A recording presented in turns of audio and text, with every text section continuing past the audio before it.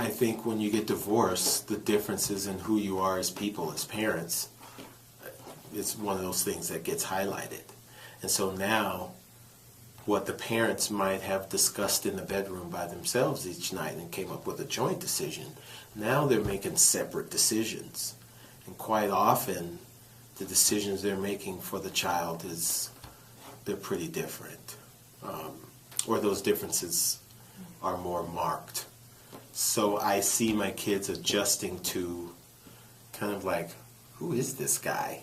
You know, that I'm living with now. That's not the dad I remember. We have the perfect push-pull between the earth and the sun. If we get pulled in too quickly, then there's a meltdown and the earth disintegrates. If we get pushed out too far, it's cold and dark out there. And that perfect balance of us being in this same kind of orbit with each other, it has distance and connection simultaneously. I mean, that is a balance that I think parents have to kind of get from the universe, that as you get older, your orbit in my world gets further and further out, but you don't want them to go too far. You don't want to smother them either.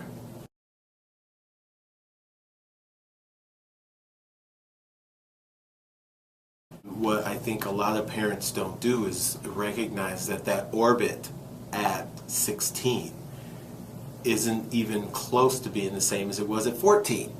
And there's only 2 years difference in terms of age, and in our minds, that was just 2 years ago. I'm still, paying all the bills, I'm still doing most of the work, but in terms of their development, it's a world of difference. So if we're not kicking them out to the next orbit, and not letting them go too far, but certainly kind of getting some distance,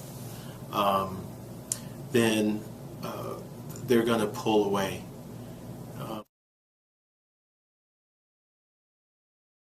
I got to kind of put some of the emotion that I bring to that aside to look at how I help my child develop as a human being and how I let my child grow within my orbit.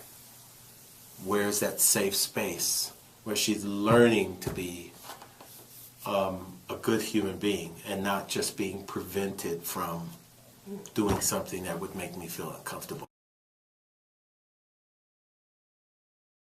It's a lot harder to build a relationship after that orbit has been broken than it is to just be very thoughtful about where they are and letting out a little bit of room. I know it seems like it's a protective barrier, but the only way we learn what a good friend is by having some bad ones and some good ones.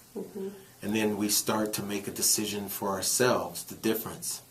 So what I'd rather do is have a relationship with my kid so that I can be there through the good and the bad ones. And that it's not happening in this pocket over here, and I deal with it when something drastic happens, like a pregnancy or abuse or anything. I don't want to be managing the issues.